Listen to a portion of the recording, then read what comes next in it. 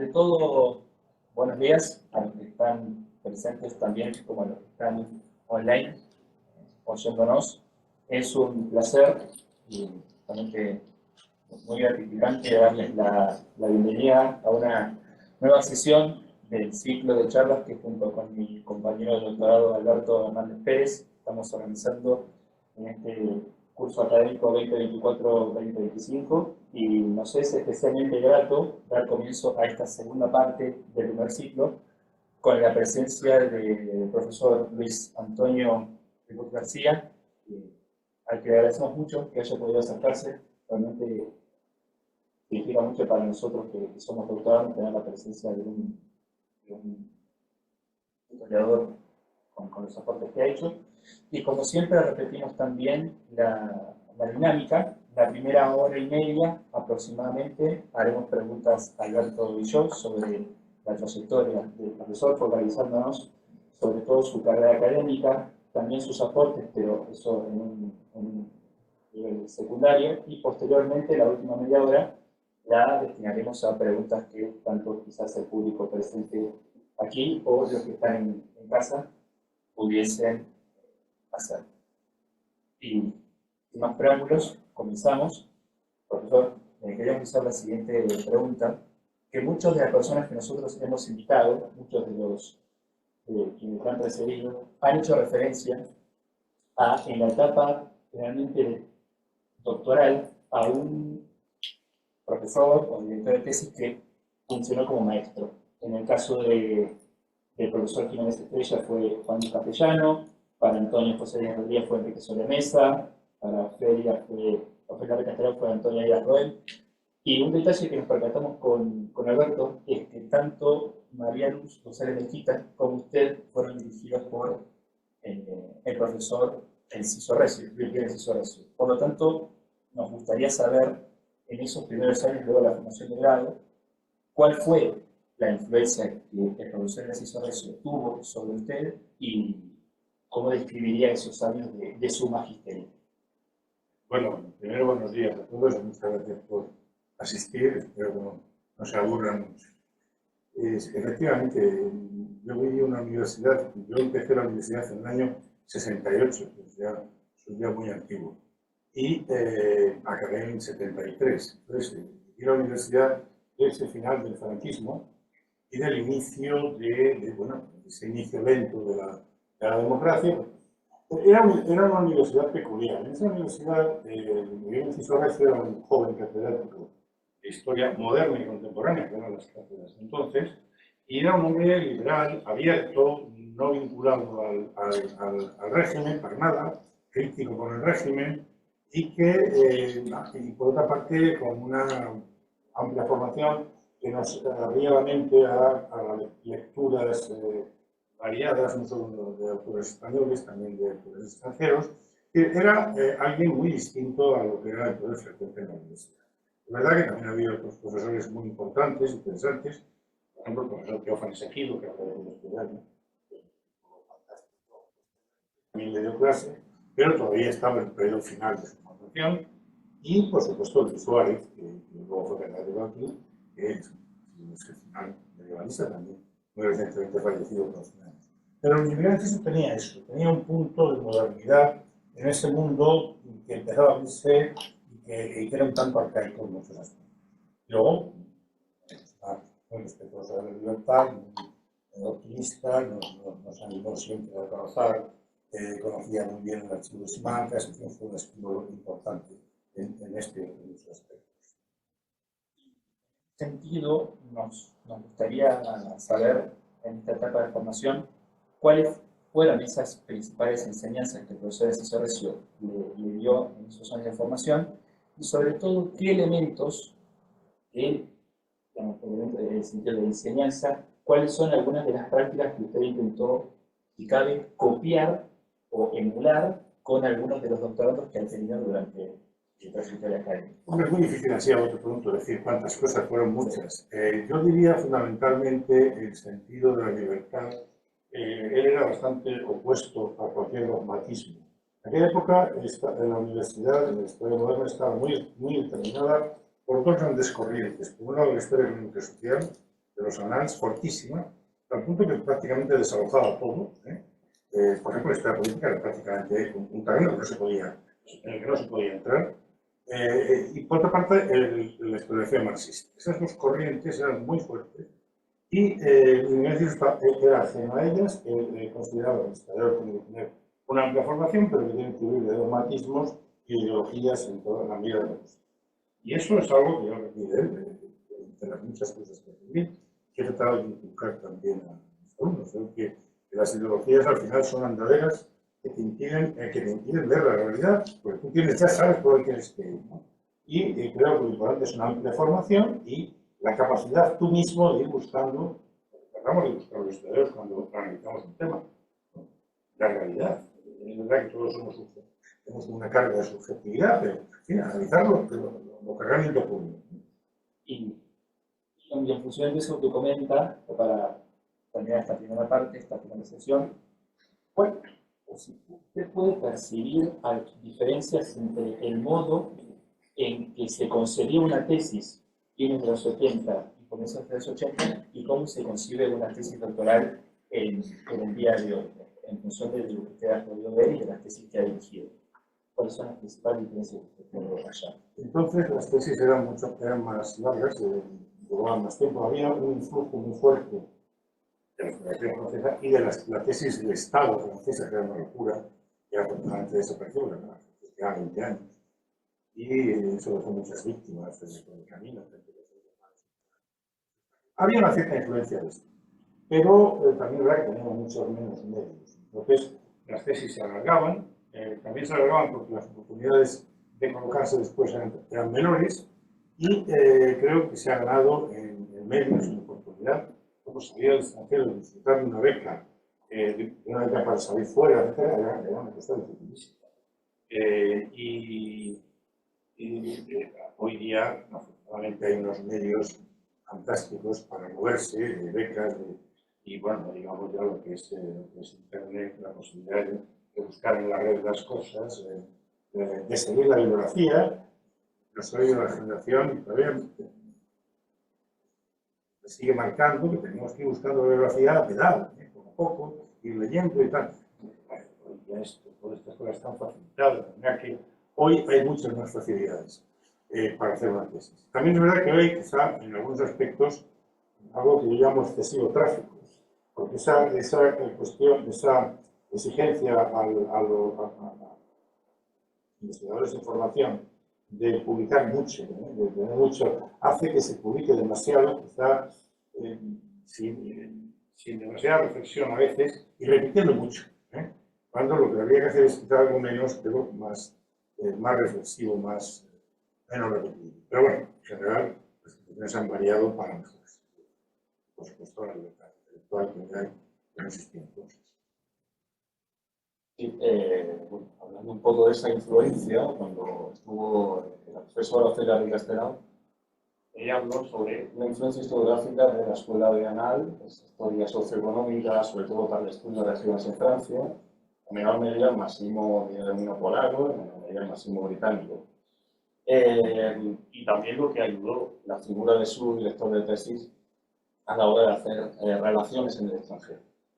Porque Contero en su caso parecería una mayor influencia de la historiografía italiana desde el principio, con Giuseppe Galasso, Livia Rosa. ¿Cómo recibió usted esa influencia? Esa influencia es a partir del momento que yo decido hacer una tesis oficial, no previa. Decido hacer una tesis oficial primero porque mi primer tesis ha sido apasionado siempre en Italia, y segundo porque entre los temas que yo busqué en el archivo de Simancas encontré Messina, la revuelta de Messina, que me pareció fascinante, que tenía posibilidad de estudiar. Y luego el atractivo de ir a Italia, de disfrutar de una beca larga y de conocer ese mundo. A partir de ahí empecé a conocer mucho más a fondo la historia italiana. Pero hay una influencia importante que entonces no era tan fuerte, aunque luego ha sido dominante, que es la historiografía anglosajona, toda la escuela de medio. Entonces era algo, digamos, un epifenómeno, no era algo que se sintiera como tan importante que luego se ha ido imponiendo, ¿no? En aquel momento la mayoría de la gente hacía tesis de historia económica y social, tesis mucho de estudios de regiones, de zonas concretas, de producción, de precios, bueno, no me desvié de eso un poco porque me atrajo el modelo de la historia política, y que sobre todo yo inicialmente lo aprendí de la historiografía anglosajona más que de los italianos. Luego los italianos me estudiaron mucho. La ley italiana, que es fantástica, en España era completamente desconocida. Luego se ha ido vinculando mucho y conociendo mucho más cosas. Bueno, también queríamos hablar un poco de este tema. Usted empezó con temática de tesina sobre el camino real entre Madrid y Valencia, al siglo XVIII. ¿Por qué luego se interesó en la cuestión de Mesina, por un acercamiento con el archivo de Simancas?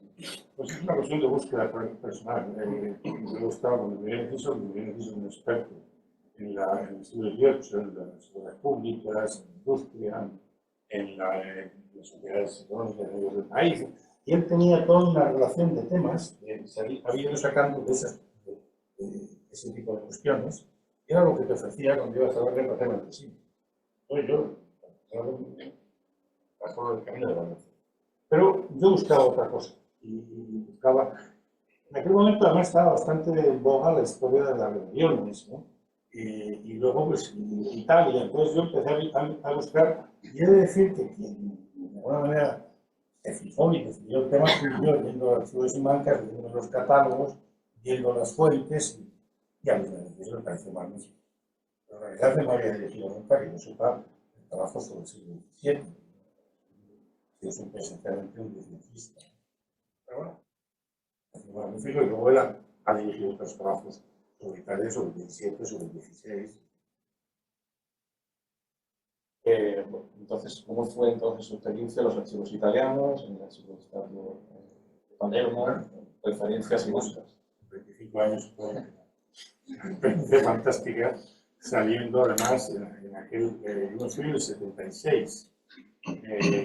Estuve en la primera mitad del año 76 becado en la beca de Administración Superiores, Palermo, en Nápoles, en Turín, en Roma. Todavía había muerto Franco, pero era la época de Luis Navarro, el partido fue hasta junio, julio, todo el periodo y bueno, la época también de cierta incertidumbre en España, y yo allí estuve muy bien, muy a gusto. Descubrí un mundo completamente distinto desde el punto de vista de la realidad política, lo de libertad, que nos explicaba mucho toda la ciudadanía española. Poco antes de irme tuvieron lugar las últimas penas de muerte del franquismo, ¿no? En noviembre, me parece, en octubre. Y luego las ventas de archivos, pues, apasionante. El Palermo, el archivo comunal, la biblioteca comunal, la biblioteca nacional, los archivos de Nápoles, bueno, he de decir que sí que me sentía un poco solo, porque era el único historiador español que hacía esto. Cuando yo estaba en Simancas, recuerdo a algunos historiadores, luego amigos míos, ¿en qué trabajas esto? Yo me acabo por ahí, me decían. Era una rareza, ¿no? Había habido un predecesor, fue un compañero mío, incluso anterior al mío, el Miguel Ángel Alonso Aguilera, que hizo una tesina sobre la conquista y el dominio español de Cerdeña, que se publicó, pero que luego, cuando tenía la tesis ya muy avanzada, murió de una leucemia galopante. De manera que yo fui detrás de él, pero este hombre desgraciadamente desapareció a los 26 años. Y bueno, experiencia un poco de soledad. Pero he de decir que los departamentos italianos, el Departamento de Historia Moderna de la Universidad de Palermo y Messina, pues me acogieron muy bien los colegas, también los archivos, y luego pues tal fue fantástico. Una tesis que realmente aborda una historia integral, se puede denominar, presenta la estructura sociológica, económica, fiscal, política de la Sicilia bajo dominio español, del 17, pero también incluye un apartado militar, financiero, sobre todo la relación política con la monarquía de España. Como entonces es ese proceso de intentar hacer esa historia integral. Había modelos, había un modelo un modelo era el libro de Villar y la Revolución Antiespañola. Evidentemente está muy por encima de lo que yo lo conseguí, pero ese modelo me inspiró en buena parte. Era probablemente el modelo más acabado, el estudio de una revuelta desde teniendo en cuenta un poco todos los condicionantes previos que la van determinando. Está claro que la revuelta de Nápoles tiene unas raíces mucho más profundas que exigentes, exigieron un estudio más profundo. Hillary me ayudó bastante, y he de decir que luego pude tener una gran amistad con los historiadores italianos. Sí, y respecto antes de entrar en el tema de la tesis en sí, a nosotros nos interesa mucho saber cómo la experiencia de cada uno varía en función de en qué momento existe y demás, pero aquellos primeros años en Simancas, a menos a mí particularmente me sucedió, ¿cómo fue percatarse de que había un acervo documental prácticamente inabarcable? Y sobre todo también en su caso, ¿qué se había escrito sobre Mesina hasta fines del siglo XVII cuando usted comienza con la tesis? ¿Cuál era el panorama historiográfico cuando usted se lanza a la investigación? Hombre, había habido, no sé, estudios previos, todos ellos muy marcados por la visión nacionalista del Risorgimento italiano, ¿no? en Italia. Y había un trabajo muy importante hecho por un archivero, Gilles Lalois, un francés, un trabajo descomunal de exhumación, de documentación y de relato, pues prácticamente de corta y pega, pero verdaderamente impresionante. Yo siempre lo he dejado escrito en algún sitio. El esfuerzo de este hombre son 3 tomazos.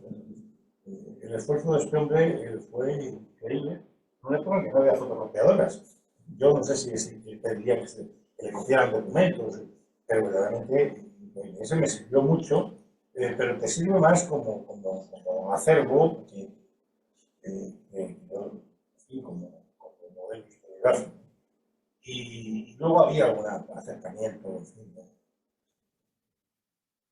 pero no había demasiado, muchos artículos, repito, hechos por italianos, y dentro de un poco de esta historiografía del Risorgimento que veía esencialmente el carácter de rebelión contra España, lucha por la independencia, es decir, precedente en definitiva de lo que habría de ser el Risorgimento, de creación de una unidad, de una independencia, etc. En retrospectiva y en función de todas las investigaciones que ha hecho después sobre el tema, ¿cuál le parece a usted que fue quizás a la revuelta de Mesina su aporte? ¿Qué descubrió que antes no había sido escrito o que quizás los historiadores que usted menciona que habían tratado el tema no le habían prestado atención? ¿Qué fue lo novedoso? ¿Qué lo sorprendía a usted en el momento de investigar en las fuentes y demás? Bueno, lo más novedoso, es muy difícil resumirlo aquí, pero quizá lo más novedoso es entender que eso es un problema propio de esa fase del absolutismo. Es decir, que no tiene nada que ver con la historia posterior, que no es un precedente de nada, y que responde a una simple dinámica, la ciudad rebelde, que es una ciudad importantísima, porque es la ciudad con más privilegios dentro de toda la monarquía de España. Enormemente privilegiado. Y por un lado eso, por otro lado la dinámica del gobierno del Reino de Sicilia, y por otro lado la relación con el gobierno central de la monarquía. Es decir, hay tres planos que es importante contraponer para ver cómo se van produciendo los hechos. Y luego una cuestión que los historiadores italianos no habían señalado, y es que no solo la Sicilia, es la Mesina. y que frente a Messina hay otra parte importantísima de Sicilia que no solo no se revela, sino que refuerza su lealtad, que es Palermo, toda la gran nobleza feudal que se asienta tan muy vinculada al mundo de Palermo. Es decir, que en muchos aspectos es un problema interior. Es decir, que la crisis no es estrictamente una crisis Sicilia-España, como se ha venido presentando, sino que es un problema interior. Y que incluso dentro de Messina también hay una fuerte ruptura. Tanto hay toda una serie de planos diferentes. Todo esto la historiografía nacionalista lo había dejado de lado, porque quizá no pensaba, porque no veía.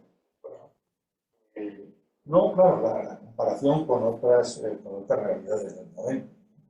Evidentemente, creo que no tiene, algún historiador italiano había señalado que es la última revuelta del ciclo que comienza en los años 40. Bueno, no tiene nada que ver con esa revuelta, no tiene nada que ver la revuelta con los años 40.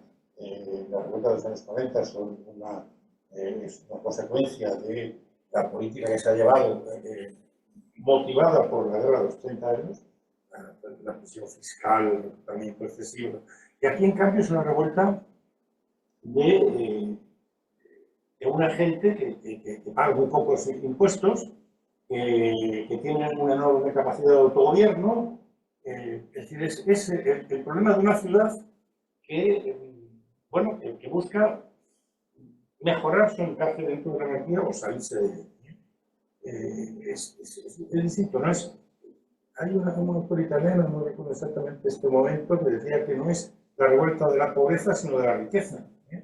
Los protagonistas no es tanto el pueblo de Messina, cuanto la clase senatorial, los nobles de la ciudad, las gentes, los ciudadanos que viven de esa producción de seda, ¿no? Es decir, industria, pero más que industria es producción, puesto que se exporta en bruto casi toda, ¿no?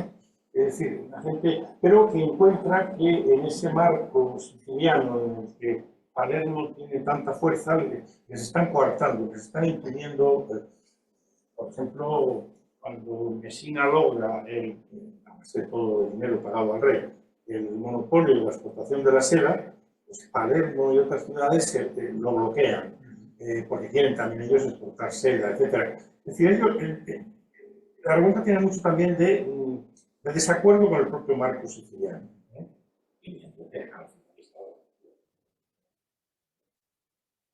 Yo recuerdo que Miguel Artola me comentó en una ocasión, bueno, esto son los antiespañoles. Bueno, en esa época no era posible una revuelta antiespañola. Dijo, hombre, Dios, irá de antes. Además, el propio título de Vila, que parece revuelta antiespañola.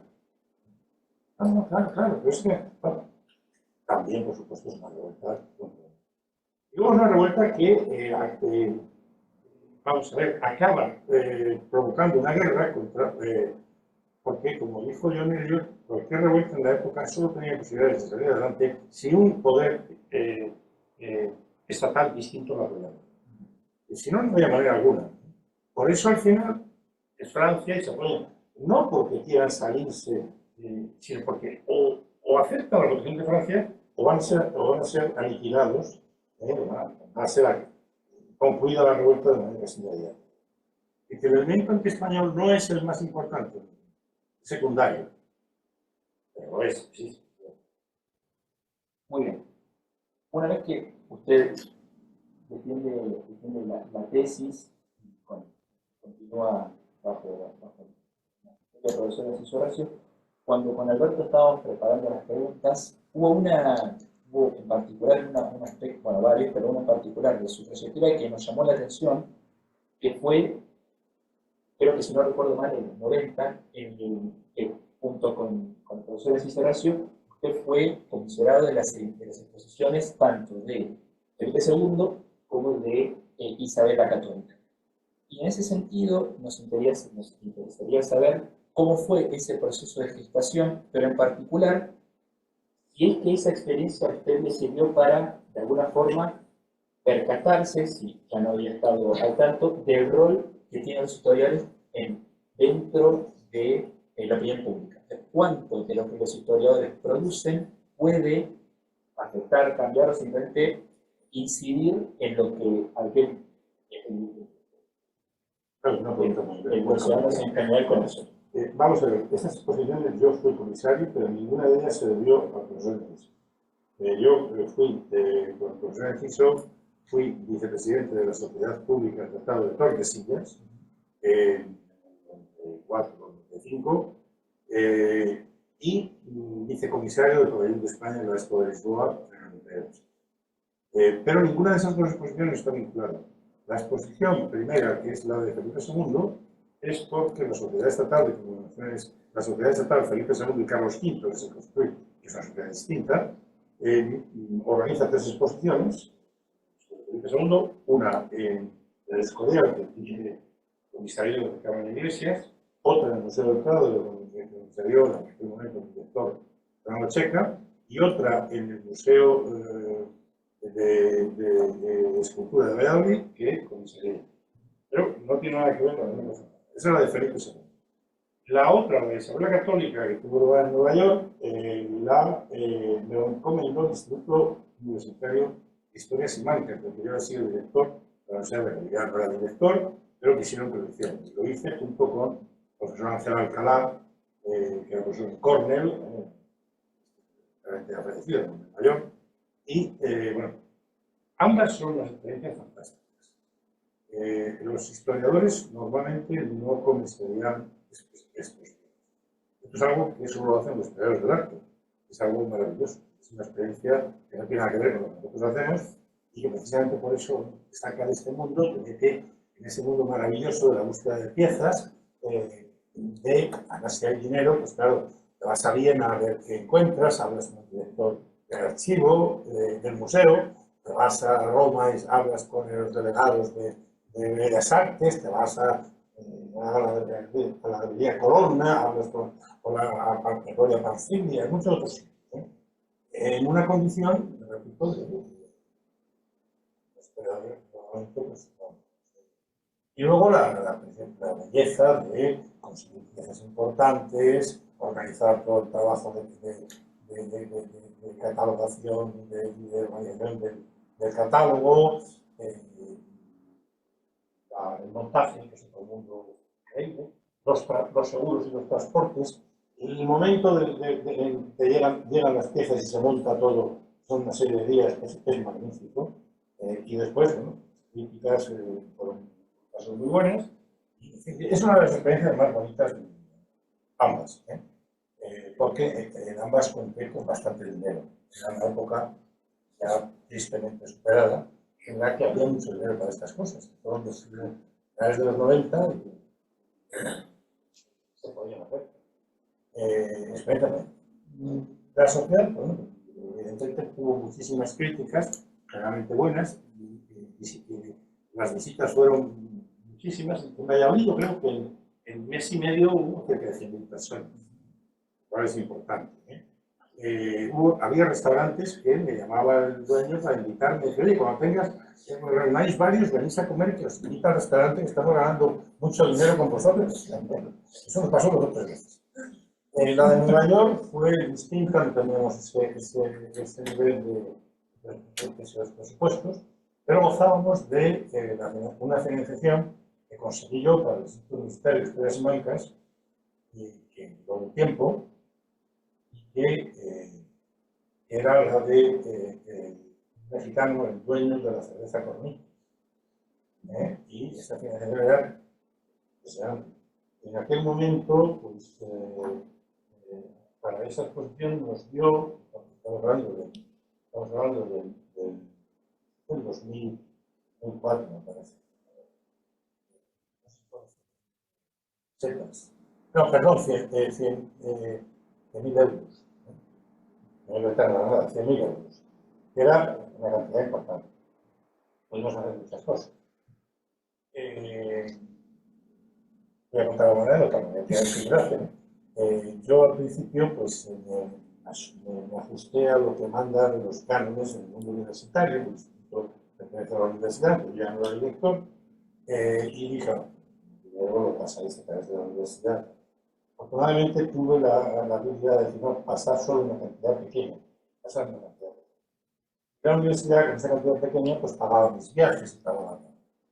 El resto ya organizó un sistema por el cual los abogados de este empresario nos daban dinero a cambio de ser elegidos. Eso permitió que esta segunda parte no hubiera limitaciones. Y en la primera parte, sí.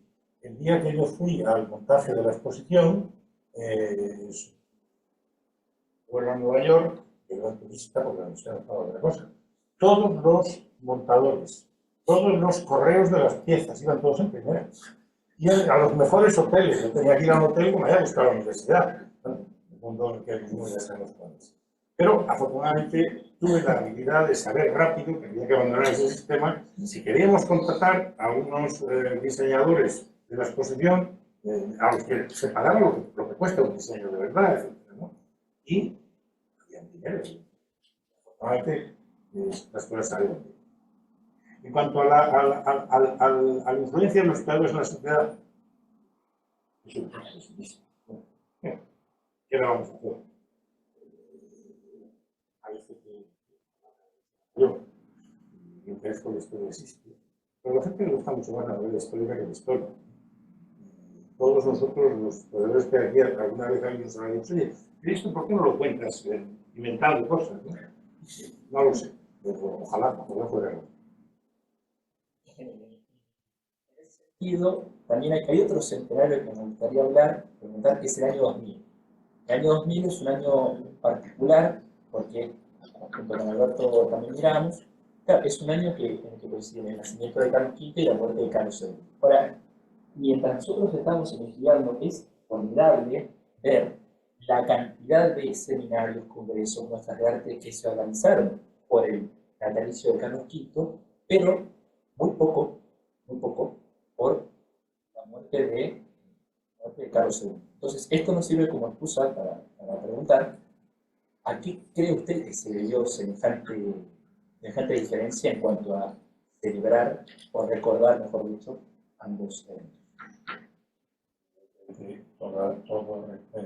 Toda conmemoración histórica se guía por un deseo de imitación o de aprovechamiento de la fama del personaje.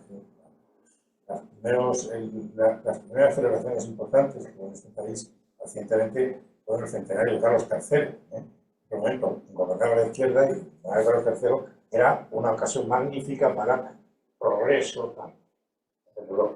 Llegó después el centenario de la muerte de Felipe II y el nacimiento de Carlos V, y entonces, ¿no? Ambos son personajes de gran prestigio internacional, digamos también positivo, en ciertos aspectos negativos también, sobre todo de Felipe II, pero bueno, personajes reivindicables que de alguna manera venían muy bien, en aquel momento gobernaba Aznar, y venían muy bien también para reforzar la idea de la historia de España que está detrás de las organizaciones que se pueden hacer desde el poder. Y luego eso tuvo una enorme repercusión internacional. Ambos personajes, y especialmente Carlos V, claro, la dimensión europea, la dimensión también americana, bueno, Carlos II, ¿qué vamos a decir? Su fama no le avala, no la avalaba, creo que la avalará nunca, y evidentemente pues fue el centenario olvidado, como dije yo en un artículo, que es de los artículos míos que más se han leído, ¿no? Y de alguna manera ahí quedó claro por qué se conmemoran unas cosas y no se conmemoran otras. Hay un interés detrás. Alberto, continuaré con. Sí, bueno, a pesar de que en el año 2000 era, digamos, también historiográficamente un tema un poco tratado, el reinado de Carlos II, puede parecer que en los últimos 10 años es casi como una moda historiográfica. ¿Cómo opina este cambio? ¿Qué le merece este cambio para él? Pues me gusta, con la salvedad que he dicho antes del excesivo tráfico. Ahora en breve, en un mes, 2 meses, saldrá un libro mío sobre Carlos II, que llevo tiempo preparando, que solo la parte de bibliografía final, creo que son 60 páginas. He leído, no sé cuáles había leído en su día, otros ya se han leído, le puedo decir de muchos autores que a lo mejor han escrito 20 cosas y podrían haberme dejado 3. Y algunas cosas que no haría falta verlas. La mayoría de estas no las cito, ¿eh? Es decir, cuando cito algo es porque lo considero que vale la pena citarlo, ¿no?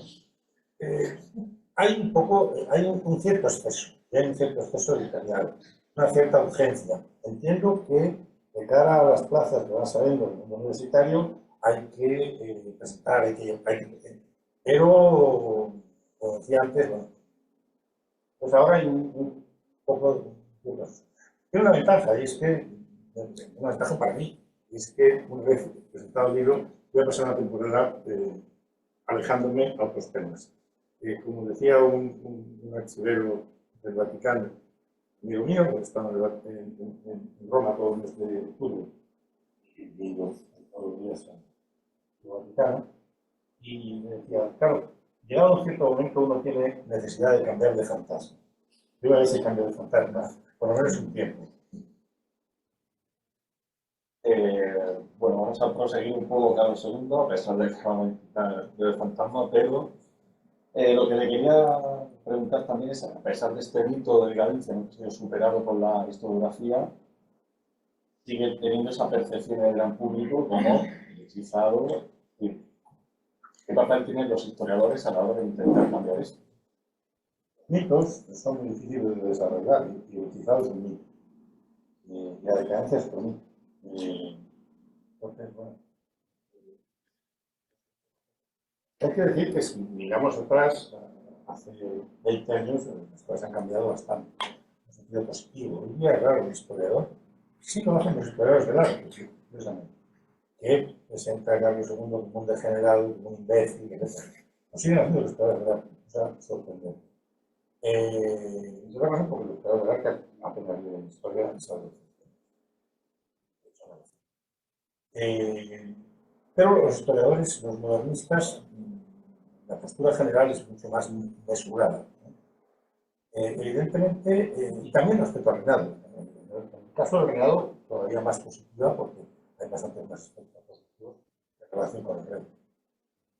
Bueno, el rey es un personaje que entra dentro de la normalidad. Es decir, claro, lo que es absurdo es pensar que los hechizos, que fue una cosa temporal, que haya marcado. Leopoldo I, su tío, que veía a tres puntillas en los instrumentos. Felipe IV hubo un momento también en el que también parece que estuvo a punto de sometido a hechizos. La creencia en los hechizos era una cosa frecuente. Entonces, por otra parte, es un episodio que dura poco tiempo. Pero en realidad es un personaje muy escasa. Pero dentro de la normalidad. Entonces, bueno, en el sentido de presentarle como está resultado siempre. He vivido 39 años en aquella época. A finales del siglo XVII, la esperanza de vida en España, al nacimiento, que es como hay que medirla, eran 25 años. Alguien que vive 39 supera bastante la esperanza de vida. Y que, como digo, he dicho en algún caso, tenía mala salud. Sí, no era fuerte. Pero tenía una mala salud de hierro, que porque los médicos a veces se sorprenden y no se ha muerto. Parecía que tenía que haberse muerto ayer, ¿no? Y de repente sale y tal. Bueno, la mayor parte de las enfermedades que tenían de tipo gástrico, ¿eh? La barbaridad que se hacía entonces de la alimentación, la propia conformación de la mandíbula, que como todos los Habsburgo no casaban bien la dentadura superior con la inferior, que tragara enteras muchas las comidas desordenadas, los alimentos, la mayor parte de las veces eran de tipo gástrico. No tienen mucha. Parece que al final tiene alguna tifoideo desde en los últimos años, pero y desde luego hay que ir de esa idea de que estaba siempre enfermo. Y luego, pues, hombre, sin duda es el peor de todos los reyes de la Casa de Austria en España. Pero ¿cuántos reyes y príncipes soberanos en Europa no han sido iguales o peores? Y van a segunda vez. Él tiene el problema de su visibilidad, de la importancia del puesto que ocupaba. y de las enormes expectativas que había en Europa en relación con lo que le pasara a este señor. Porque durante los años en que vive, toda la política europea está pendiente de que en el momento que él falle, ahí se va a organizar. Entonces, claro, todo esto ha hecho que se haya convertido en alguien, en un personaje con excesiva visibilidad, y naturalmente esa visibilidad se ha tendido hasta resaltar los defectos que tenía, pero exagerando. Bueno, yo creo que hay que ir a una postura más mesurada. Lo normal, luego las opiniones sobre él, normal, escasa capacidad, poco, no demasiado interesado por el trabajo, digamos, pero que por otra parte también nos sorprende muchas veces las relaciones de testigos que hablan de que asiste a las.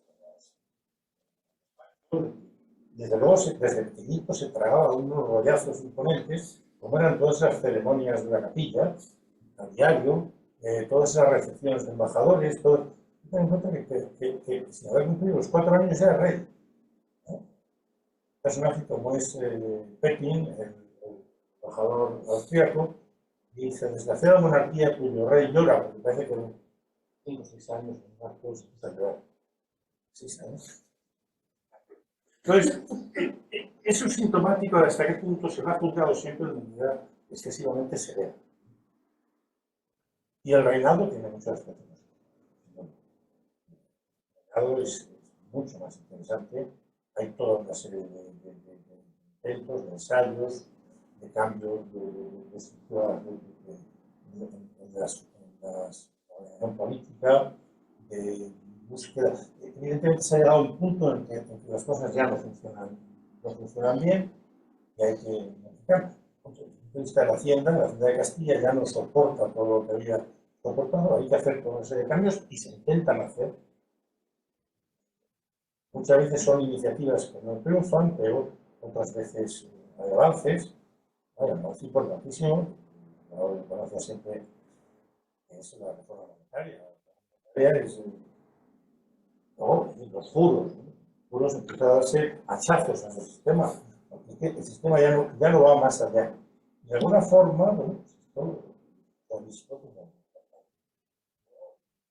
de decadencia, pues vemos que no creo que hay que seguir hablando de decadencia, porque claro, si no, se puede utilizar otro término, pero al final decimos lo mismo con otras palabras. Entramos en un nominalismo, sí, hay que ponerla límites. No fue tan grande, ni fue tan total, tan absoluta. Y desde luego hay una realidad, que es que frente a lo que ocurre en Castilla, que es un espacio, ¿no?, la periferia y una cultura diversa, en América las situaciones es magníficas de todo el México, ¿no? Cosas que hay que modificar, pero bueno, creo que se está haciendo que está en el camino. Con este tema también habló sobre, bueno, problematizó más bien a esos componentes del partido francés, ¿no?, que los que optan por defender esa sucesión Felipe II. ¿Por qué problematizó en su momento el concepto del partido francés? Sobre todo se achacaba también a Cardenal Portocarrero, que era un miembro de este partido.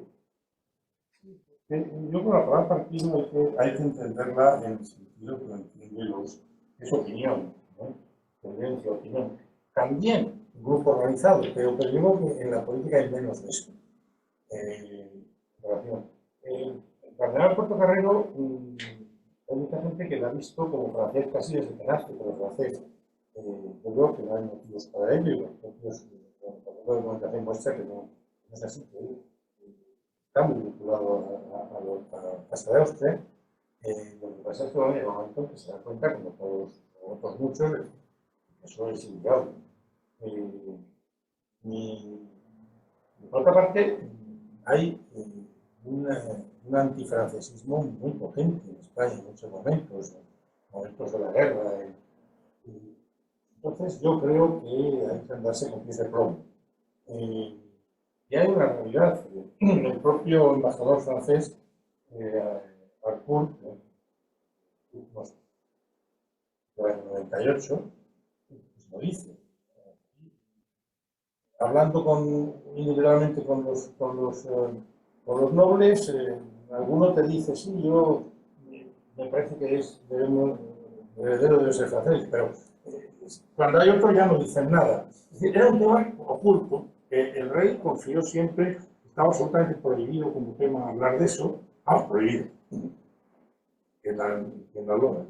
Era un tema del que no se debía hablar, nadie quería desmarcarse, nadie quería decir su postura, no se sabía qué iba a ocurrir. La postura oficial del rey esperaba todavía tener sucesión, creo que es hasta el final. Soy muy joven, no tengo por qué. Y bueno, yo creo que son los tratados de reparto los que acababan. Bueno, primero la muerte de José Fernando de Baviera, que habría sido el heredero, sin duda, si hubiera roto la marqueta, ¿no? Habría sido el heredero. La prueba está que el segundo tratado de reparto también le concede a él. Y la herencia de Carlos II, ese, que repito, no lo hubiera podido mantener seguramente entera.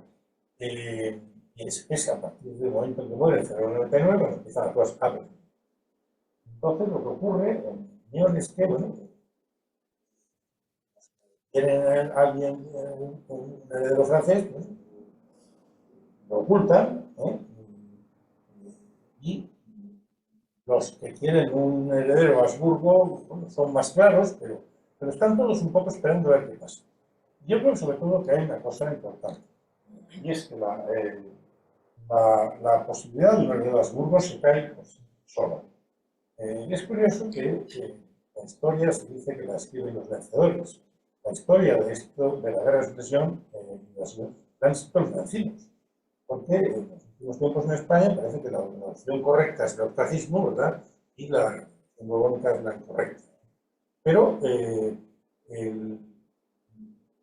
finales del 17, los gobernantes de Madrid tienen muy claro que el emperador no tiene capacidad para defender la unidad de la monarquía. Lo tienen clarísimo. Le han pedido ayuda muchas veces y se han resistido.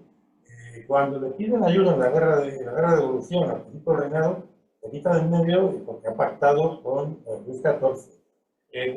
Después se sabe que cuando en la guerra de los 9 años se le pide ayuda que se pide para la defensa de Barcelona, tampoco lo concede. ¿Qué capacidad tiene este señor? Está lejos, que es mucho más débil para defenderlo. Entonces, es evidente que en los votos del Consejo de Estado queda muy claro eso. El voto por correo en junio del 700, y los afectos y las tendencias, las inclinaciones nos llevan hacia la casa de Habsburgo. Pero, ¿qué posibilidades hay? ¿No? Resumiendo, la realidad nos dice que la única opción está, efectivamente, la única opción. No hubiera sido posible si Luis XIV hubiese sido un poco más prudente, hubiera sido posible. Pero, ahora, partidos. Yo creo que hasta el final las cartas están muy marcadas, y la prueba está también en que, si cogemos las fuentes de la época, de casi ningún personaje, por no decir de ninguno, todo el mundo dice que fuera pro-francés o pro-francés. Juan Carlos. El almirante mismo le dice que es pro-francés. El otro tal. Al final,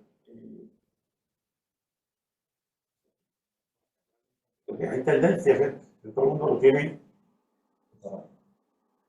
Y bueno, trayendo a colación, y ya cerramos el capítulo de Carlos II, trayendo a colación en la figura del almirante de Castilla, la profesora María Luz González Mezquita nos comentó el uso del concepto de opinión pública en la guerra de sucesión. Considero que hay un concepto problemático a la hora, por ejemplo, de describir la influencia política que intenta tener María de Añoburgo, el cardenal Portocarrero, en ese ambiente cortesano, en la Bella Corte de Madrid. Bueno, el concepto de opinión es un concepto complicado de utilizar en esta época.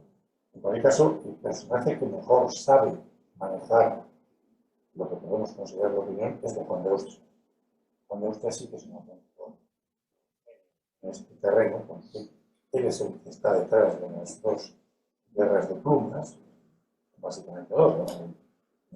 Contra militar y contra Venezuela, posteriormente, no hay corriente de opinión, claro, las dos guerras está detrás. Militar al final se defiende mal, no tienen mucho la capacidad de gentes de contraatacar a lo que se dice. Y ahí sí que hay una manipulación, hay un uso de llamar la opinión pública, que es un concepto quizás un poco adaptado, porque hay una manipulación de algo, en beneficio de intereses políticos. Es lo cual, el almirante no creo que tenga ningún relieve en este terreno. No sé, el almirante es un personaje interesante. Yo creo que lo más interesante que hizo en su vida fue el gobierno de Milán, y es un personaje valioso, claramente fiel a Mariana de Neuburgo, en realidad,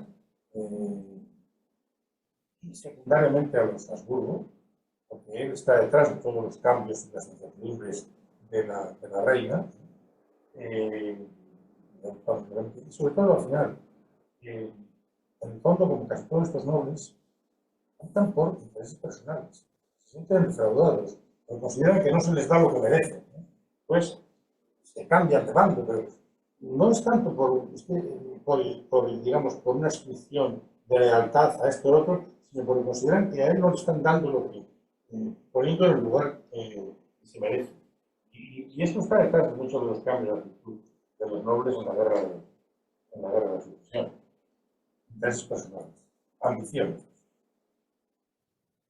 Bien, pasando, dejando atrás la etapa sobre Carlos II, también nos interesaría preguntar, que hemos tenido la posibilidad de las personas que han asistido, tanto Antonio José de Rodríguez como Feria de Castelao, han recibido el Premio Nacional de Historia.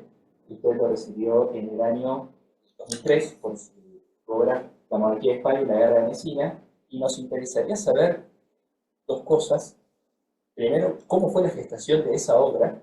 Es decir, en el sentido de, entiendo que la tesis doctoral fue una base que luego fue complementando las investigaciones que siguieron, pero también otra pregunta es, ¿qué significó para usted en términos de quizás de impulso para continuar con otros ámbitos? ¿Cómo lo tomó el premio? Sí, si es que puede ser como una anécdota, en fin. Bueno, el libro era la segunda parte de mi tesis. Lo que pasa es que la tesis lo había desarrollado sobre todo la primera parte, que es la de los orígenes de la revuelta, y la segunda la había dejado ya en el aire. Tardé bastante tiempo en volver a ella, bueno, hace 2 años cuando volví, y es el libro nacional.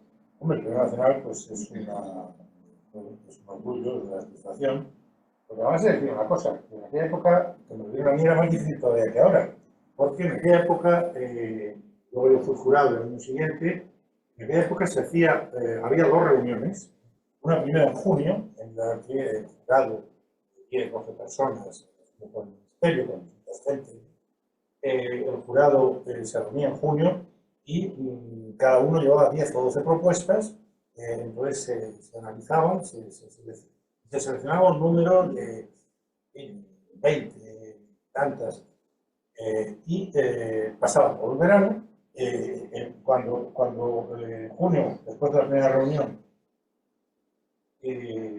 nos decían que todos los libros seleccionados que no tuviéramos nos los harían llegar para que los leyéramos, y en octubre y noviembre se tenía la segunda dirección, ya sobre exclusivamente esos libros seleccionados que todos habíamos leído.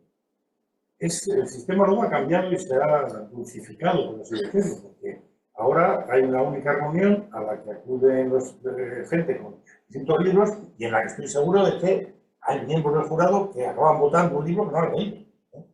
Bueno, pues, tengo ellas. No se ve esto con ánimo de crítica, porque no lo es en absoluto, pero bueno, es una satisfacción grande, da un impulso, un premio económico importante, que además en aquella época todavía no tenía retención fiscal. Pero no, sí. Y en ese sentido, cuando consultamos la obra, vimos que en el prólogo, que Antonio Domínguez Ortiz, citó, que comentaba, ojalá despierte vocaciones y encuentre imitadores. En el año 2002-2003.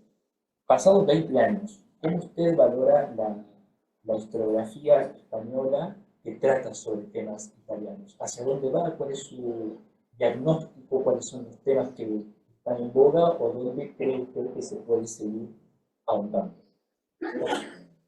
Una historiografía importantísima.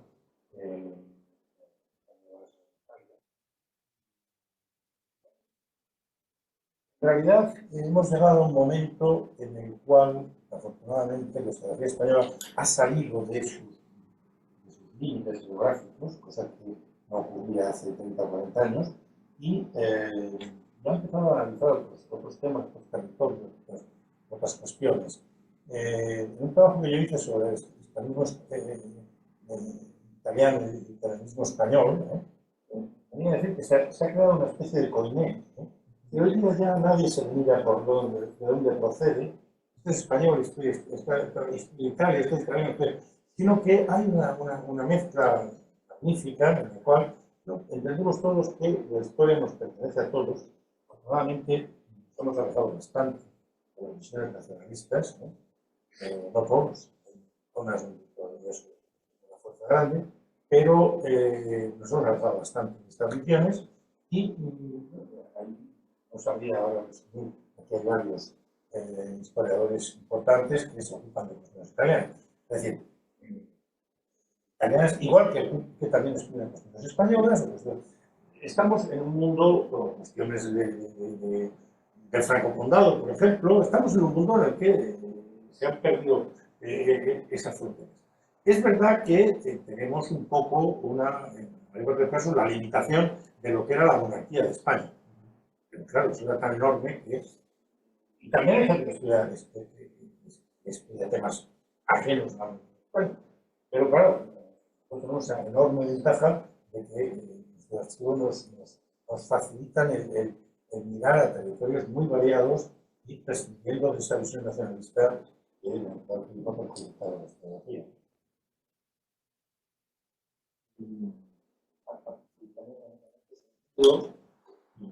Para avanzar un poco más, antes de pasar a otros temas, en el año 2010 usted ingresa en la Real Academia de la Historia y sobre esto nos gustaría que se nos pudiese comentar por qué es que cuáles fueron los motivos que lo llevaron en el discurso de aceptación de los orígenes políticos del testamento de Carlos II.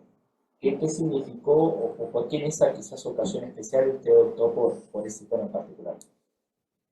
Bueno, el tema del discurso es libre. Para empezar, nadie sabe lo que es un discurso. Es un concepto antiguo, cuando se crean las academias, y hay que implementar un discurso, pero yo entendí que había que hacer una tarea de investigación. Como yo había hecho cosas sobre los orígenes del testamento de Carlos II, pues quise ahondar, ampliando la investigación, en todo eso para hacer un planteamiento me pareció además que la mejor manera de analizarlo, o la perspectiva que me apetecía tomar, era la perspectiva de una microhistoria, es decir, coger un periodo de tiempo muy corto y analizar lo sucedido en el corto plazo con todas las variantes claro, si cogemos, decimos, bueno, en el año tal hay un grupo que apoya esto, después no, vamos a ver qué ha ocurrido en cada momento. Y sobre todo lo que ha ocurrido, yo me dejé llevar, vamos, quizás sobre todo la Fundación Francesa, donde trabajé mucho en el archivo de los exteriores, en los archivos diplomatiques, que había estado ya antes, en su serie anterior, en el que d'Orsay, que era mucho más bonita y más interesante, pero bueno. Y bueno, la perspectiva de la documentación francesa que fue fundamental. Ver a través de la documentación francesa cómo va poco a poco desarrollándose la cosa. Porque hay altibajos, hay cambios, hay momentos. Hay momentos. Por ejemplo, se dice, cardenal Portocarrero desde el año 98 es pro-francés. Y hay un momento, en el año 98, en que se entrevista con Harcourt, y le dice que yo estoy a favor de... Pero luego las cosas cambian. Luego las cosas cambian. Y el que lo dice es Harcourt. El cardenal no habla conmigo, el otro. Es decir, ese deseo de ir analizándolo poco a poco es importante. Yo lo comparaba un poco, la idea inicial era hacer un poco lo que alguien que estudie la política actual puede hacer. Es decir, cojamos cualquier tema y evidentemente si se estudia a lo largo de otros años se ve cómo va variando y cómo va habiendo alternativas. Yo quería hacer algo parecido. Y de ahí ese análisis del detalle con la documentación. La verdad es que lo trabajé mucho tiempo, lo trabajé tanto tiempo que una persona a la que habían nombrado académico después de mí se me adelantó y ingresó antes, porque era un plazo de un año ampliable a dos. Pero bueno, eso. Es decir, lo trabajé bastante y quedé bastante satisfecho del trabajo. Volviendo a la cuestión de Messina, un poco también ahí, en nuestro artículo usted considera problemático el concepto de monarquía compuesta y prefiere utilizar el concepto de monarquía compleja o monarquía de integración. Esto que, bueno, vamos a dar una escuela aérea, digo, ¿por qué usted considera problemático este concepto? Me parece que es una mala traducción, no soy el único que lo dice. Mosaic Monarchies es una traducción muy literal y que no es bastante, no es suficiente. A mí no me parece que sea la más correcta. Y esto lo dicen otras personas, monarquía de integración. Gil Puyol utiliza ese término, por ejemplo, ¿no? Es decir, bueno, monarquía compleja es otra cosa que yo utilicé hace bastante tiempo. He utilizado como título en un libro de conjunto de trabajos míos publicado recientemente por la Real Academia. Pero bueno, creo que la etiqueta pues, no es necesaria, ¿no? Es evidente que es una monarquía formada por partes muy distintas que se integran de dos formas diferentes, ¿no?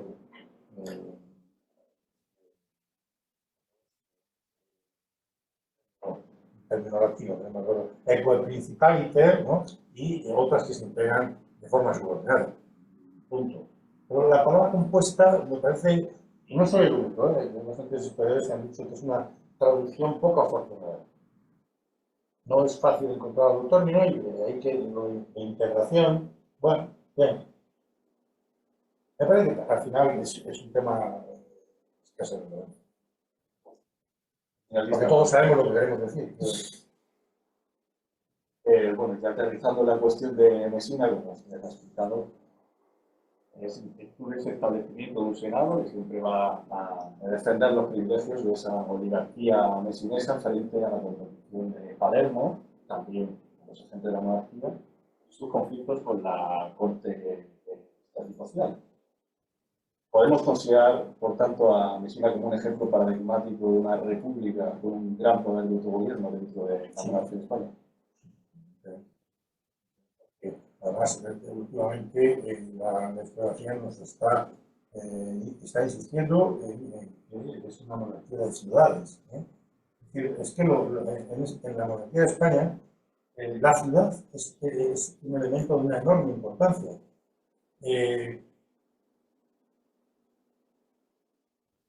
Están los virreinatos, los gobiernos generales, pero las ciudades tienen una importancia enorme. Como creo que no ocurre en otras monarquías, las ciudades, la ciudad de Nápoles, la ciudad de Palermo, de Messina, la ciudad de Milán y otras ciudades, la importancia de las ciudades castellanas con voto en cortes. Castilla no existe más poder después del poder de la corte que el poder de las ciudades. Es una monarquía de ciudades. Las ciudades americanas tienen una fuerza enorme. Es decir, es una monarquía en la que la ciudad tiene una fuerza terrible.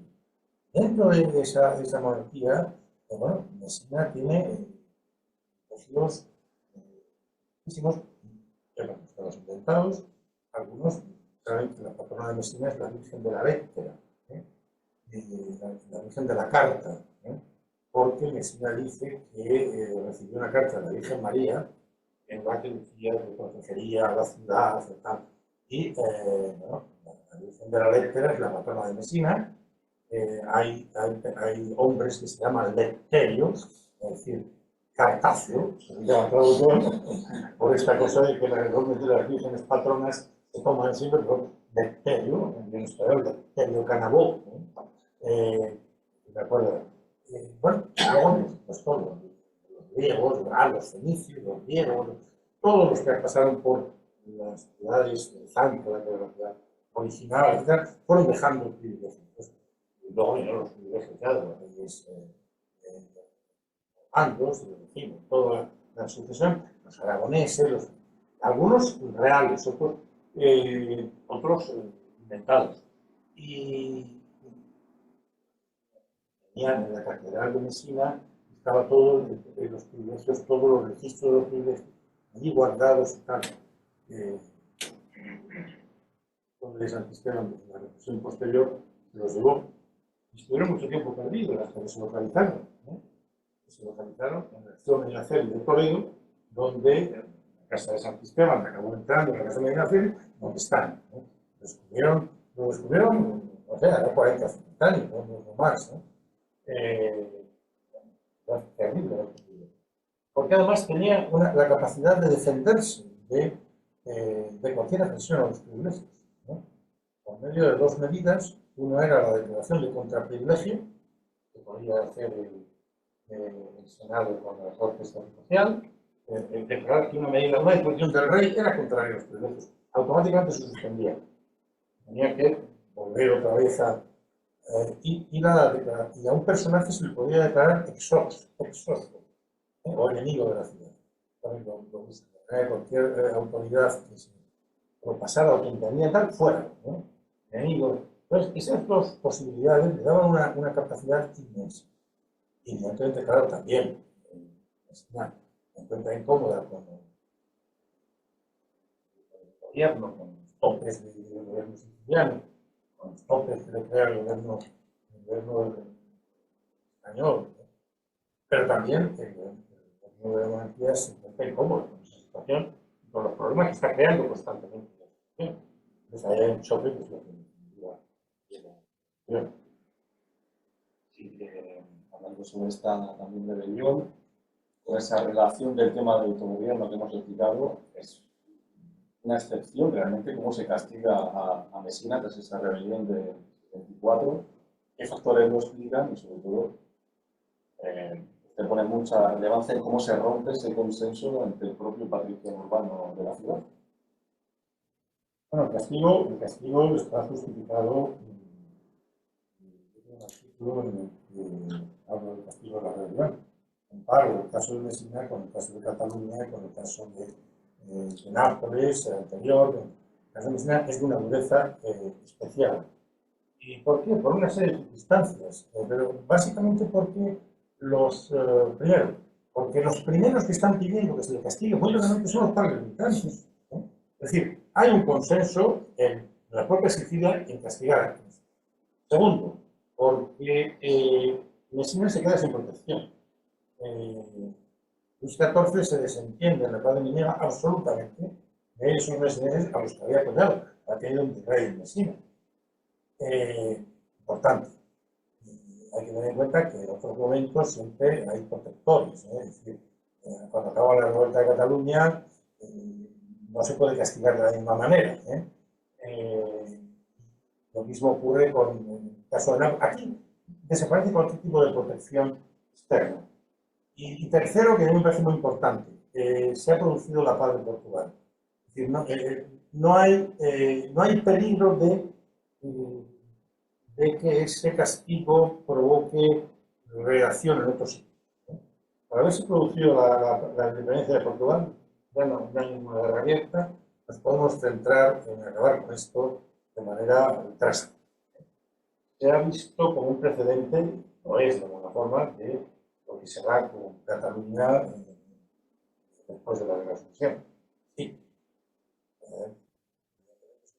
Del absolutismo, arramblando todos los privilegios y acaban una nueva planta creando completamente una situación distinta.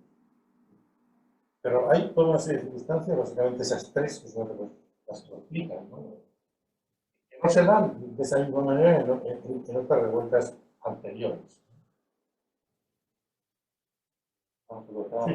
Sí, ya, bueno, podríamos seguir hablando mucho tiempo, pero antes de dar espacio a las preguntas, hemos hablado mucho de investigación, hemos hablado mucho de archivos, de repositorios, pero hay otra faceta, que es la de la docencia, que también nos interesa.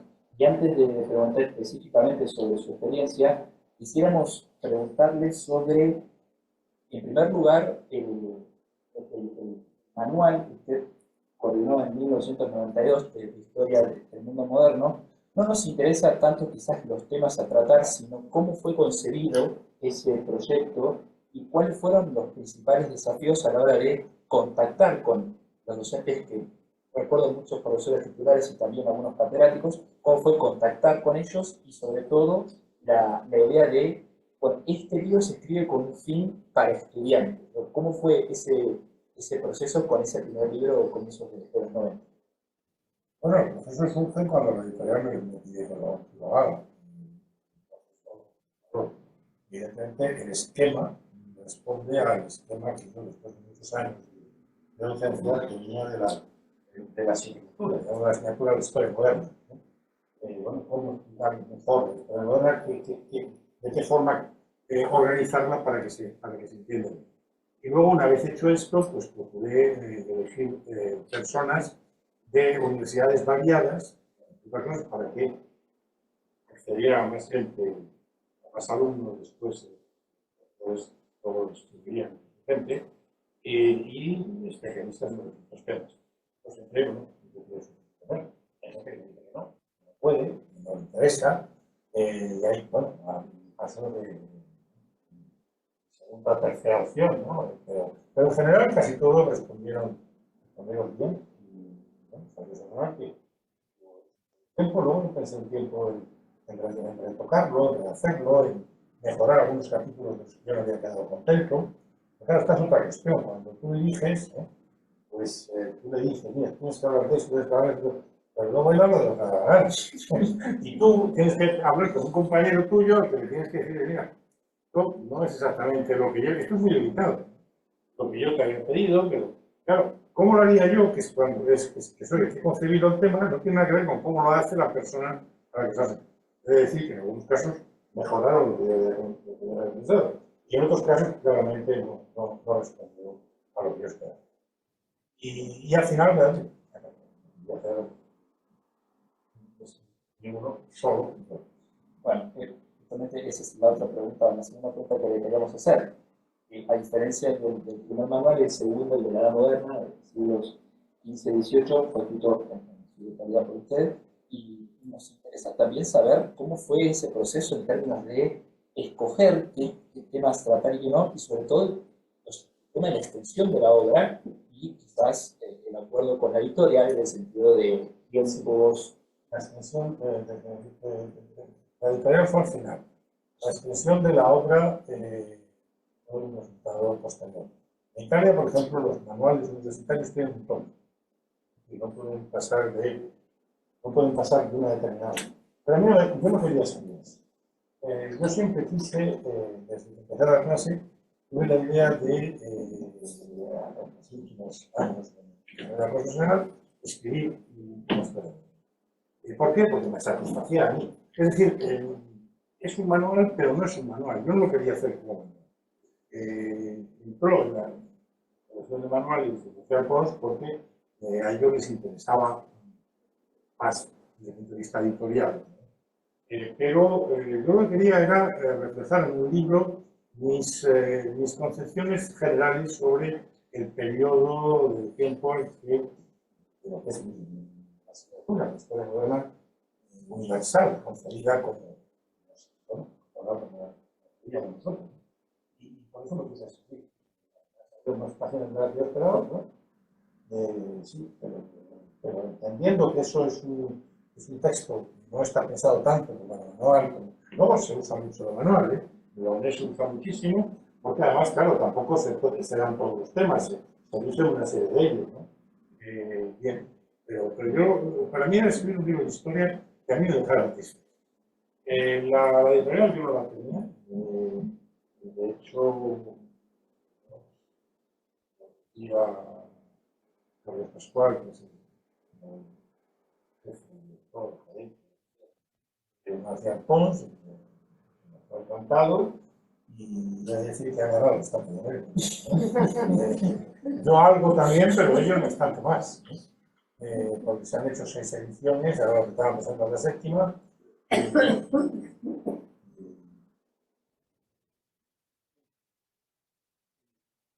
Ahora sí, hablando más en la docencia en sí, bueno, en función tanto de lo que está impartido en grado como en máster, nos interesaría saber cuáles son las principales diferencias que usted percibía entre quizás los estudiantes más de los 90, principios de los 2000, y los últimos que estuvo ya en la UNED, en términos de con qué niveles de conocimientos generales llegaban a las aulas, cómo cambiaba su forma de impartir las clases en función de quienes estaban delante.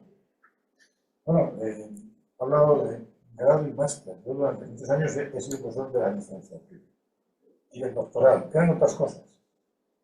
No voy a entrar en valorar si está avanzado o no se ha avanzado con el grado, el máster, etc. Yo sí que creo que el nivel general de conocimiento de los alumnos, general, ha descendido. Ha descendido en los niveles de exigencia de las categorías previas, ¿no? De año de bachillerato, etcétera, y la gente que va quizás ahí con menos tanto. Yo creo que esto es una idea que todos los que hemos dado clase la tenemos muy clara. Es verdad que luego se encuentran con un mundo que les ofrece muchas más oportunidades. Hoy día en la universidad ofrece muchas oportunidades y el alumno bueno, el que se informa, el que lee, el que quiere viajar, tiene más opciones de los que tenía antes. Pero en nivel general, sin duda alguna, es más. El otro día, otra anécdota, leyendo un periódico donde hablan de el santo del día. Parece que tienes el santo del día. Y el santo del día era San Simeón Esquimita. Claro, la gente ahora no sabe qué es eso, quién era San Simeón Esquimita.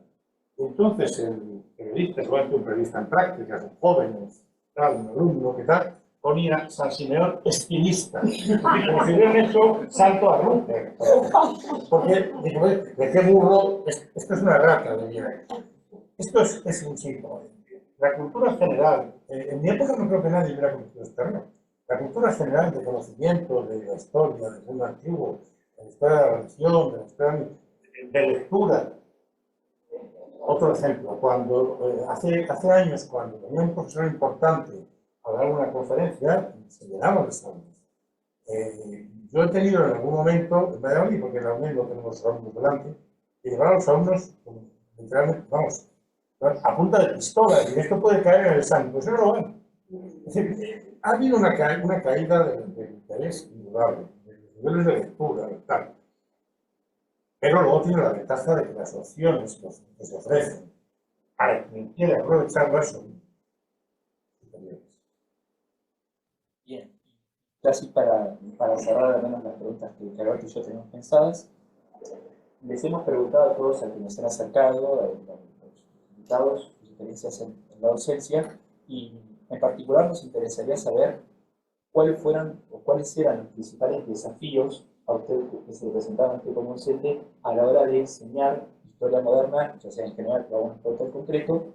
Le pregunto porque, por ejemplo, la profesora González Mezquita nos comentaba que una de las dificultades más que ella percibía era, primero, cierto mayor interés por la edad contemporánea antes que por la edad moderna, y segundo, la dificultad que quizás tenían los estudiantes para comprender que algunos aspectos del antiguo régimen quizás persisten en el día de hoy. Por ejemplo, la idea de que el sistema es una convención que la mayoría acepta. Entonces, en ese sentido, ¿cuáles fueron sus principales desafíos y cómo los superó? ¿O cómo procuró superarlos? El principal desafío es que el cambio de la licenciatura al grado, el cambio de la asignatura anual a la asignatura cuatrimestral. Yo he estado diseñando muchos años asignaturas que empezaban en octubre y acababan en mayo. y acababas conociendo a los alumnos, tenías 3 horas semanales, y podías desarrollar un programa. Actualmente las asignaturas duran 3 meses, prácticamente son 4, no pasan de 3.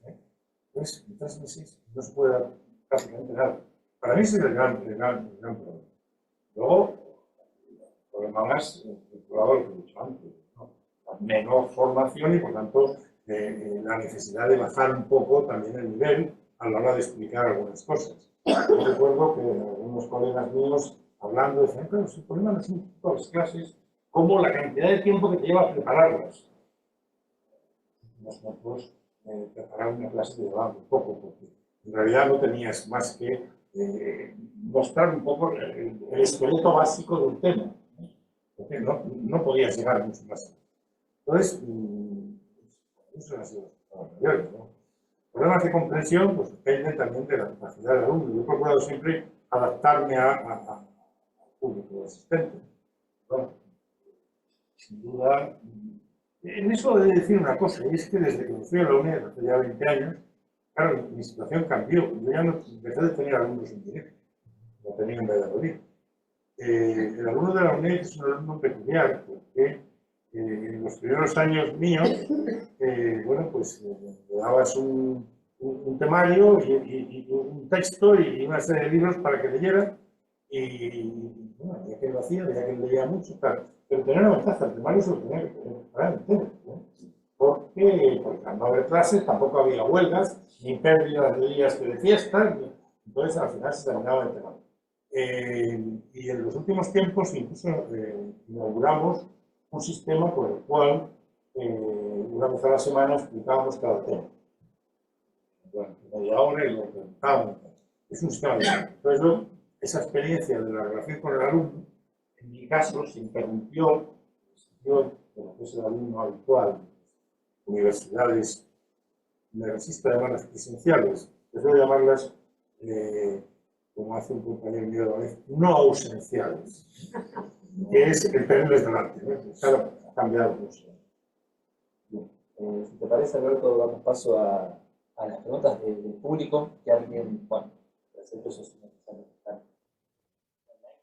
una pregunta para... Buenos días, mucho rigor. Nos ha visto en estado y media el panorama general de sus investigaciones estos años, pero también, evidentemente, el libro de la Norma Nacional también es un libro experimental, donde incluye una serie de elementos renovadores que facilitaron y allanaron el camino a las distintas formas de estudiar pasado bélico desde el punto de vista social, económico, político, diplomático. En ese sentido, es una venida de nada. Sobre historia militar, sobre la defensa italiana de como usted comentaba con un conocimiento, cuando estaba haciendo la tesis de matemática política y era Scrum, ¿cómo supuso, cómo usted ha visto los avances tanto de la historia militar y cómo se ha normalizado una historia crítica de la guerra, pero por otro lado también cómo está viendo ese otro revival de historias ya superadas tiempo atrás? Bueno, la historia militar pasa un poco lo que la historia de la Iglesia, y es que se parecen en muchos aspectos, y es que hay mucha gente que pertenece a, que hace historia de ese organismo al que pertenece. Y eso es una cosa complicada, porque, en mi opinión, conviene estar fuera para hacerlo en ambos casos, para evitar algunas. Quizá ahí mi mayor influencia ha sido fuera de Jeffrey Parker, a quien yo conocí muy pronto, también a René Catrefas, explorador que hizo cosas interesantes, ¿no? Desapareció. Y bueno, también toda la vida obedece a circunstancias. Yo saqué la posición de adjunto en el año 82, pues se llamaba adjunto, luego pasamos a titulares. En el año 82 una posición peculiar que tuvo lugar en Zaragoza, presidida por Juan Carlos Corona, y allí no sé quién fue, uno de los profesores de la facultad, no recuerdo exactamente ahora, me dijo, oye, ¿por qué no escribes un artículo sobre el ejército de los Austrias? Bueno, un poco por ahí empecé a meterme y hice un primer artículo, luego, evidentemente, con la tesis vi que la parte militar es una guerra, tenía mucho que ver. Yo desde ese primer artículo defendía que no se habla de la historia militar, ni de la historia de los ejércitos, ni de la historia de la guerra. Es un fenómeno mucho más complejo, más complejo, y que tiene en cuenta pues, muchos de estos elementos. Porque, claro, la historia del ejército, una historia gremial, que ha estado metida en el liberalismo y está, por desgracia.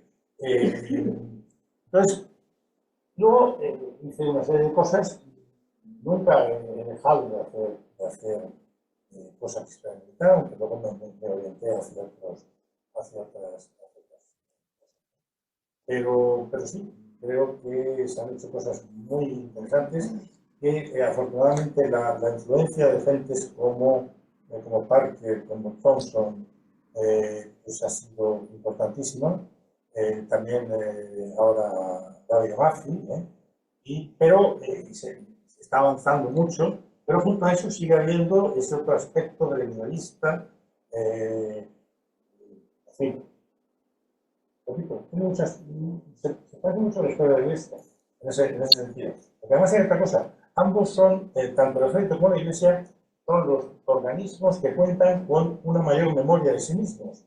Y las fuentes son importantísimas, en un caso y el otro. Entonces permiten personal que está en el Vaticano, en el archivo, claro, voy buscando información de los nuncios, básicamente, pero claro, mucha gente pues, es un benedictino que está estudiando el otro. Claro. Sí, esa doble faceta existe en ambos casos.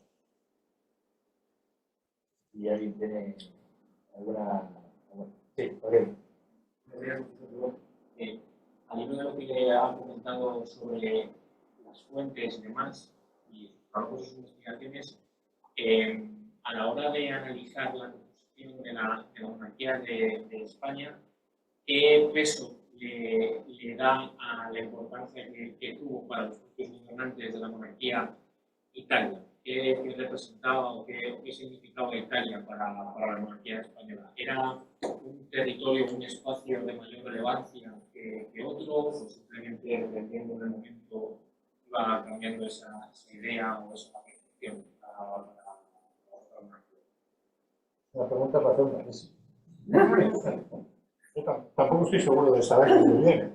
No sé si Roberto, que ha estudiado, lo podría contestar. Pero no, vamos a ver. La monarquía es consciente de lo que tiene y de la importancia de mantener lo que tiene. Italia significa en un principio, cuando se asienta la monarquía definitivamente sobre Italia, Italia significaba la hegemonía. Yo no sé si después, más adelante, el 17 seguía siendo, creo que sí, seguía significándolo. Porque Italia significaba el control de todo el Mediterráneo occidental, significaba la cercanía con Austria, la conexión con Austria, significaba el acceso fácil hacia los Países Bajos. Entonces era una pieza clave. ¿Qué sentido tiene? Hay muchos sitios, muchas partes de Italia. ¿No? Milán es una cosa y Nápoles es otra cosa completamente distinta, ¿no? O Sicilia. Pero creo que son conscientes de la importancia. Nos falta todavía mucho para entender lo que fue la monarquía española. Falta mucho. Porque se ha avanzado bastante, pero y en esto sí que se nota. Cuando yo estudiaba, no se hablaba de esto, y las historias eran historias de España. No había otra cosa. Cuando se hablaba de Nápoles, se hablaba casi en la política internacional. Nos falta mucho para entender lo que eso pudo suponer como comunidad de cosas, ¿no? Este artículo que artículo lo de la monarquía de las devociones, ¿no? Estas cosas. En la exposición que hubo unos años de la pintura de los reinos, que yo tuve ocasión de verla en España y también en México. Este tipo de cosas. Había elementos de una cultura común, No sabemos hasta qué grado, evidentemente entre grupos de élite, pero tendemos a ver la monarquía con nuestros criterios actuales de un Estado. Y creo que hace falta verla de otra manera. Y en ella, evidentemente, Italia es una parte esencial. Tan esencial que, bueno, puesto más donde va la gente más importante va a Nápoles. Y antes está la embajada en Roma, que también es básico. Es el control Italia es el control de la Iglesia. Decir que es controlar la Iglesia, ¿no? Imposible, pero saben que es básico, porque además la religión es el sustento de todo. Es otra cosa que ahora también cuesta entenderlo. Cuando se dice Carlos II era enormemente piadoso, pero es que eso para un rey era decisivo, era absolutamente decisivo, porque hacía que los súbditos automáticamente aceptaran que eso no es, oye, cuentas esto, me parece una sí, claro. No, es que hace falta cambiar muchas cuestiones mentales, ¿no? Afortunadamente se va poco a poco, pero era muy importante eso. Y la prueba de la importancia que tenía, la importancia estratégica que tenía, está en los propios tratados de reparto. Fíjese que siempre Luis XIV se apunta a Italia. ¿Por qué? Hay una tradición, está la tradición angelina, ¿verdad? Pero un punto importante, económico, defensivo, cultural.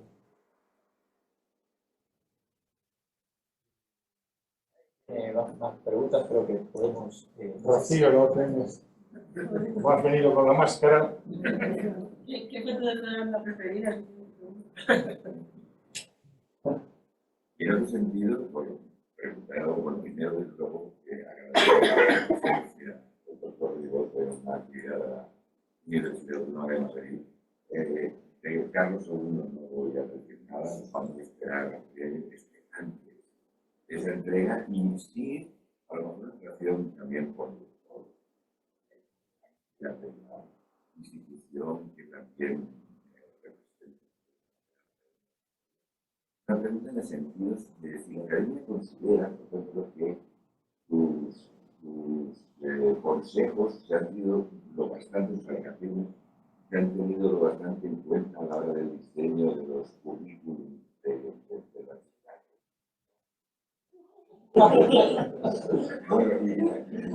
Y la segunda pregunta que va a venir seguido es, y hay una manifestación de esa. Bueno, se hacen escritos y se ha dicho claramente, hay protestas por... Lo que pasa es que la academia tampoco se puede marcar, porque entonces se trata de compensar de alguna forma, aportando elementos que faciliten el conocimiento. Ahora hay mucho contacto con profesorado de bachillerato, ¿no? Para intentar complementar de alguna manera ausencias, no sé, pero hay una posición relativamente de ello, todo esto.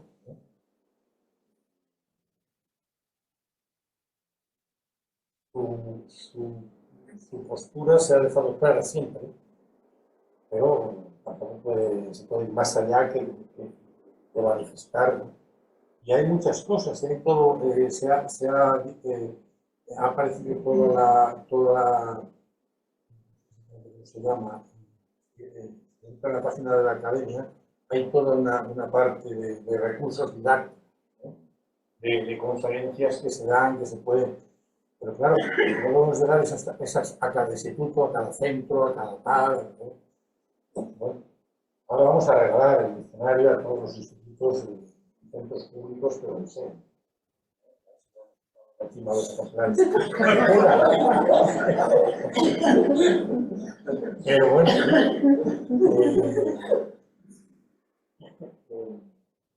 Si no hay información aquí en sala como en virtual, yo creo que podemos concluir con dos últimas preguntas ya para... Sí, perdón, de diccionario sí puedo decir una cosa. Es, diccionario, como todos los historiadores aquí presentes pueden comprobar, es un instrumento esencial. Pero claro, ahora está online. Entonces tenemos la primera y única edición impresa que se vendieron 300 o 400 ejemplares, se hicieron 1000, a un precio muy caro y se compraron, es importante, pero claro, en el momento que con el avance digital y las correcciones y no sé qué, ya, eso no, eso es un... Pero el diccionario es el instrumento más importante que se ha hecho nunca en la historia de España para el conocimiento de la historia. De las críticas que en un momento tuvo, en algunos casos justificadas, pero evidentemente eso se corrigió. Entonces, me parece que a lo largo del año son 30 millones de entradas.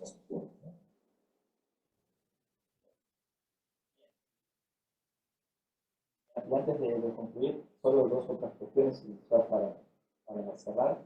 En ocasión primero del quinto centenario de la revuelta de las comunidades, creo que usted dio una conferencia está en YouTube, hizo alusión al principio de esta conferencia a los usos de la historia y cómo en ocasiones durante el siglo de la Edad Moderna, luego del siglo XIX y siglo XX, se recuperó a los comuneros, o sea, en función de la identidad política de quien estaba hablando, y nos gustaría saber cuál es su opinión respecto a cómo la historia es utilizada con fines quizás políticos que van mucho más allá del ámbito académico y cómo usted en su función de historiador pretende quizás luchar contra ese sistema de oposición.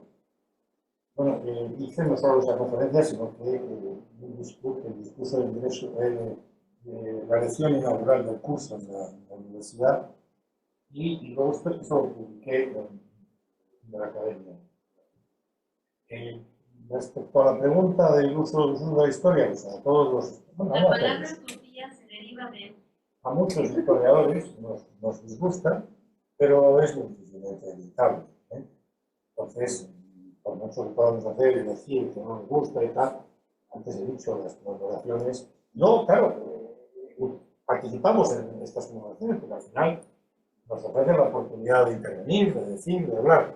Pero la historia se va a utilizar y se ha utilizado siempre. Es un instrumento extraordinario en manos de los gobernantes de cada momento.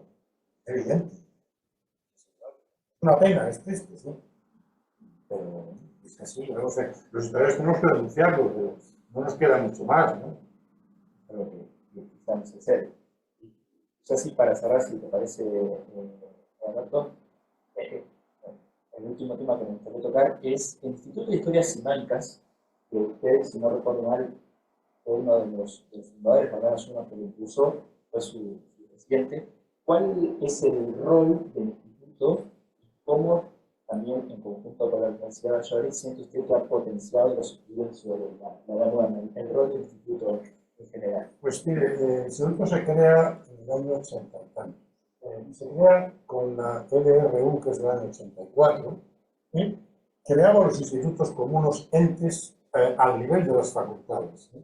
Por encima de los departamentos, al nivel de las facultades, con una capacidad de actuación, bueno, evidentemente, dependiendo del presupuesto que tuvieran, el presupuesto de las universidades daba una cantidad pequeña, ¿sí?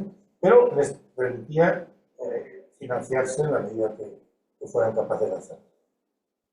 Por desgracia, los institutos luego han ido, con las modificaciones legales, han ido perdiendo esta condición de entes autónomos y equiparables a las facultades y han sido englobados dentro de departamentos.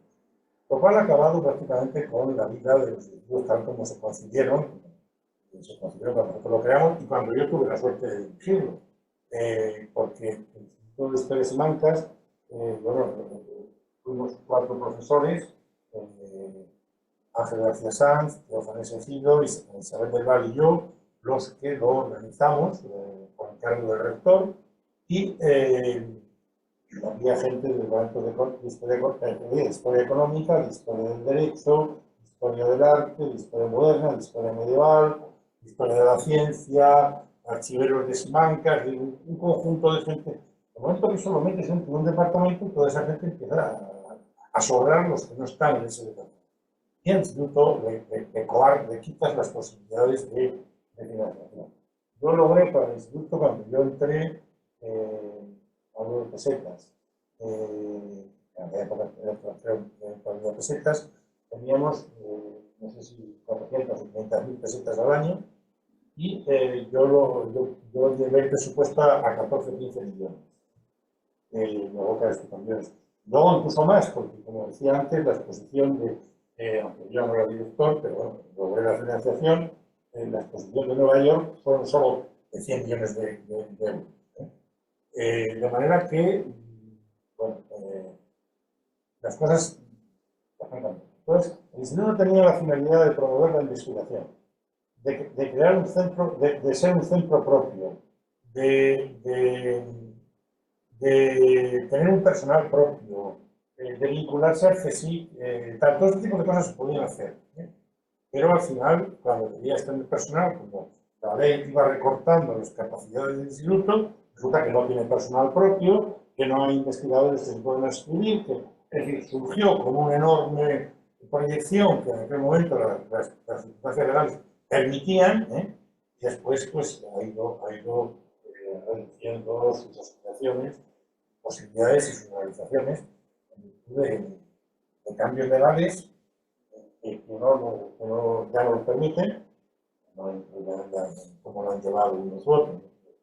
Por cierto, lo de los 100 millones de la exposición me parece que me he pasado. Sí, es que el cambio de la peseta al euro me resulta complicado. Yo creo que fueron 100 millones de pesos. Era dinero, Era dinero, no 100 millones de euros. 100 millones de pesos. Era dinero. Era una exposición básicamente de documentos, no mucho más.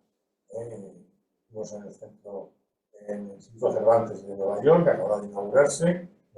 100 millones de pesetas la exposición de Nueva York, 100 millones de euros, no la realidad. Estas cuestiones económicas, sobre todo las 100 millones de euros, no. Pues, si parece, cerramos aquí. Agradecemos enormemente al profesor Rimbol por su participación. También, evidentemente, la ayuda financiera que ha brindado la Facultad de Filosofía y Letras, el Departamento de Historia Moderna, y sobre todo a los directores de nuestro proyecto de la REX, la profesora Virginia Bravo y el profesor Manuel Herrero, por